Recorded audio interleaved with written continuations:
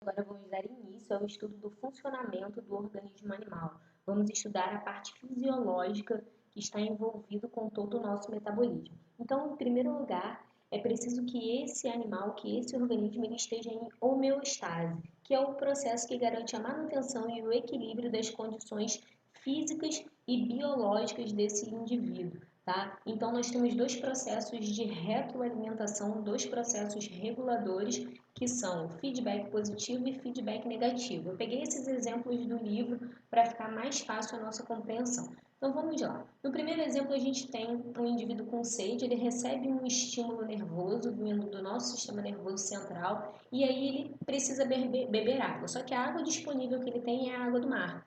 E aí essa água do mar não inibe, não sacia a vontade dele e ele recebe um outro estímulo de sede e esse estímulo ele fica sendo retroalimentado, né? Porque ele não teve a saciedade. No feedback negativo a gente tem uma interrupção desse estímulo. O indivíduo ele sente sede, o sistema nervoso entende que ele sente sede e ele vai procurar água. Só que a água que tem disponível para ele é a água potável, que vai saciar, que vai inibir a vontade dele de ter sede novamente. Então ele tem uma interrupção. Então são processos distintos de retroalimentação, processos reguladores, que a nossa fisiologia nos permite fazer. Eu fiz uma tabelinha aqui para a gente ter noção dos alimentos conhecidos como alimentos energéticos, que são representados por carboidratos e lipídios, que têm um caráter catabólico, tá? O alimento que ele realiza catabolismo, ele forma um conjunto de reações de quebra de molécula, ele é responsável por quebrar moléculas.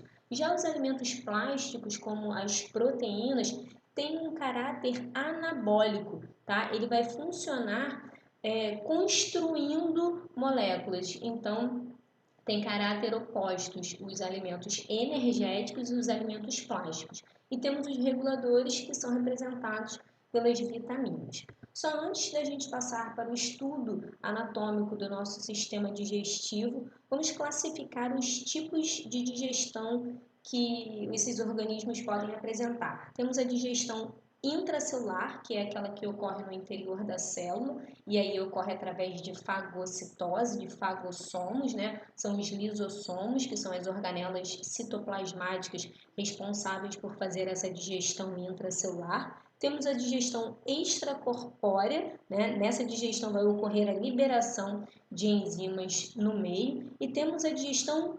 extracelular. Essa digestão ela vai ocorrer em cavidades, né? Como a do intestino, por exemplo. E aí agora a gente pode falar das partes anatômicas do nosso tubo digestivo. Então vamos lá. Antes da gente entrar na anatomia propriamente dita, a gente precisa fazer uma pergunta, né? E ter a noção da resposta que a gente vai dar a essa pergunta. O que é fazer digestão? O que é digerir? É simplesmente o ato de quebrar em pedaços menores, né? De fragmentar esse alimento para que esse alimento ele seja possível de ser absorvido ao longo do nosso tubo digestório. E esse processo de fragmentação ele vai ter início na boca e ele vai terminar no ânus. Então vamos ver como que isso ocorre. Então, à medida que eu for falando aqui, eu vou grifando. Então, nós temos a boca. Na boca, nós vamos ter dois processos de digestão. Um processo mecânico, que ocorre através da mastigação, através dos dentes, né? Então, temos vários tipos de dentes, os incisivos centrais, laterais, caninos, molares, pré-molares e o siso. Isso compõe a nossa digestão mecânica e a nossa digestão química, através da nossa insalivação, das nossas glândulas salivares, sublingual, carótida e parótida. E aí vamos produzir a amilase salivar ou pitialina, que vai ser responsável por fazer a digestão do amido. Esse bolo alimentar ele vai ser deglutido e ele vai chegar ao nosso esôfago. Esse esôfago ele é formado por uma musculatura lisa de movimentos involuntários, né? Então esse esôfago vai fazer ondas de peristaltismo ou movimentos peristálticos e vai levar esse bolo alimentar até o nosso estômago. Porém, existe um elo de ligação entre o esôfago e o estômago, que é uma válvula chamada de cárdia. Essa cárdia, ela vai dosando o alimento vindo do esôfago até o estômago, né? Então ele vai dosando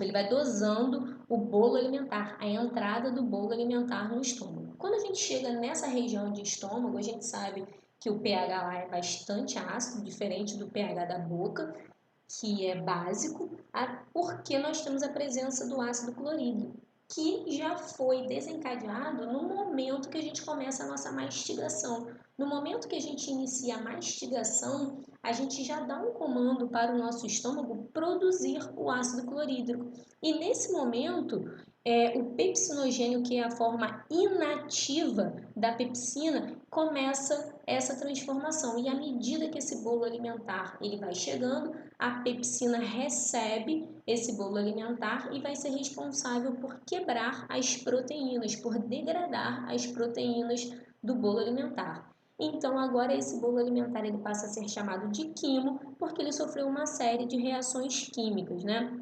E aí esse quimo ele precisa deixar o estômago para sofrer novos processos químicos. Na saída do estômago e na entrada do intestino delgado, nós temos outra válvula, que é o piloro, que também vai dosando a saída do quimo do estômago para o intestino.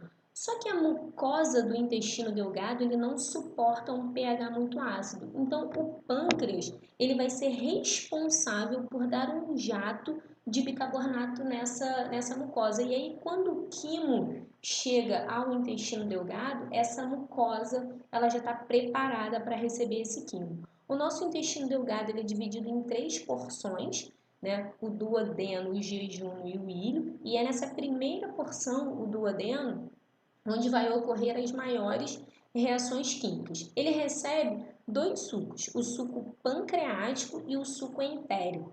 O suco pancreático ele vai ser responsável por degradar as proteínas e o amido, que ainda não foi totalmente degradado, através da enzima tripsina, que é a sua forma ativa, tá? E através da sua forma ativa, que é a tripsina. O tripsinogênio é a forma inativa dessa enzima. Mais uma vez, o tripsinogênio ele é convertido em tripsina no momento em que o bicarbonato ele é lançado lá no duodeno. Essas proteínas elas não podem ficar em sua forma ativa constantemente porque elas têm caráter proteolítico, ou seja, elas digerem o próprio órgão onde elas estão presentes. Então, elas precisam ficar na sua forma inativa, tá? Então, a tripsina é a forma ativa do tripsinogênio. E aí ele vai terminar o processo digestivo tanto das proteínas quanto do amido, que foi iniciado o primeiro na boca e o segundo lá no nosso estômago.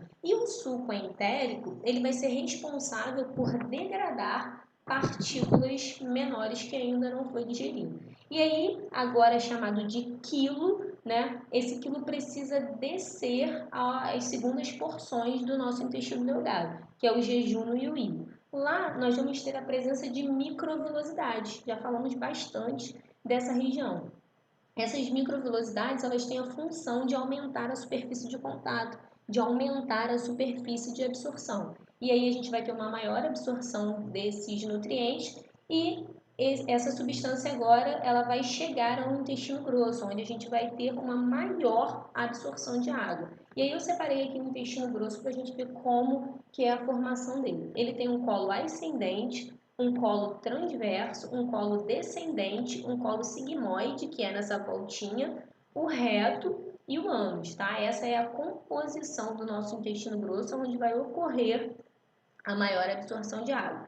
Não falamos de fígado e de vesícula biliar, deixei para falar no final. O fígado ele é muito importante porque ele vai ser responsável por produzir a bile, né, tá? E essa bile ela vai ser armazenada na vesícula biliar. Tem um papel muito importante na degradação de lipídios, vai funcionar como um detergente, um emulsificador de gordura.